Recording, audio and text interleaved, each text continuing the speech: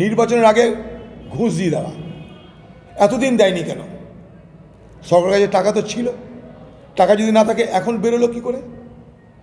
সেই টাকাটা যখন ছিল এতদিন দেয়নি কেন?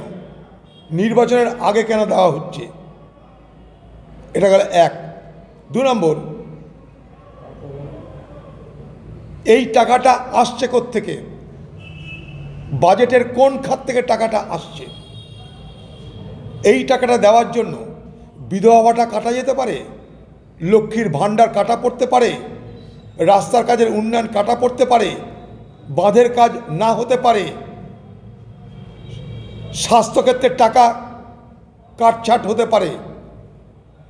দেখা গেল এই টাকাটা দিল লক্ষ্মীর ভাণ্ডার হাওয়া হয়ে গেল, এই টাকা দিল বিধবা ভাতা হাওয়া হয়ে গেল, এই টাকা দিল রাস্তাঘাটের টাকা হাওয়া হয়ে গেল। কোন খাত থেকে টাকা আসছে? এক। 2 নম্বর, বাংলার তৃণমূল সরকারের কাছে আমার চ্যালেঞ্জ, 100 দিনের কাজের টাকা কোথায় কিভাবে তছরূপ হয়েছে শ্বেতপত্র প্রকাশ করে আপনি বলুন। আমরাও জানতে চাই 100 দিনের টাকা কোথায় কিভাবে লুট হলো।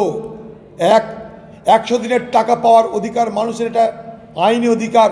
সে আইনি অধিকার থেকে মানুষকে যে বঞ্চিত করা হচ্ছে তার জন্য শ্বেতপত্র প্রকাশ করে আপনি বলুন যদি হিম্মত থাকে। 3, 100 দিনের কাজের অধিকার আইনি অধিকার। যদি আইনি অধিকার হয়ে থাকে তাহলে আইনি অধিকার কেড়ে নেওয়ার জন্য পশ্চিমবঙ্গ সরকার কেন হাইকোর্ট সুপ্রিম কোর্ট করলেন না? কেন আপনার আমার পাওনা টাকা কেন্দ্র সরকার দিচ্ছে না? তার বিরুদ্ধে চ্যালেঞ্জ করা হচ্ছে না কেন? আপনার ঘরের টাকা থেকে যেটা পাওনা টাকা লোকের সেটা দিতে হচ্ছে কেন? সেই টাকাটা কোত্থেকে আসছে? ভোটের মুখে সেই টাকা দেওয়ার মধ্যে দিয়ে আরেকবার নির্বাচনী ঘুষ দেওয়া হচ্ছে, নির্বাচনের আগে আরেকটা টোপ দেওয়া হচ্ছে, দেখো তোমাদের টাকা দিলাম। এতদিন দেওয়া হয়নি কেন? হঠাৎ নির্বাচনের আগে কেন মনে পড়ল আপনার?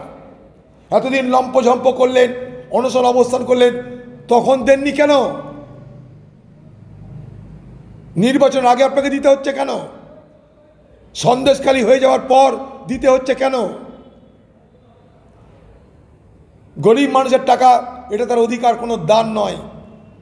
আপনি যেটা দিচ্ছেন সেটা কাউকে দান করা নয়, সেটা তার অধিকার।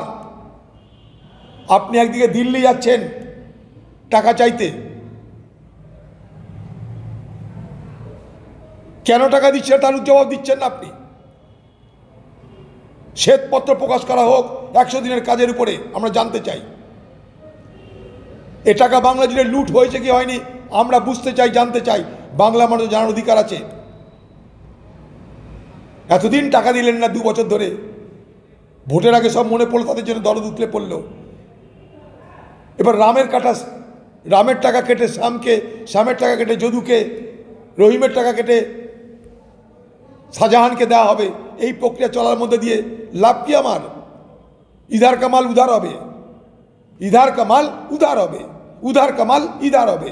সরকারের টাকা কোথায়, কোন খাত থেকে টাকা বরাদ্দ হচ্ছে জানতে চাই আমরা।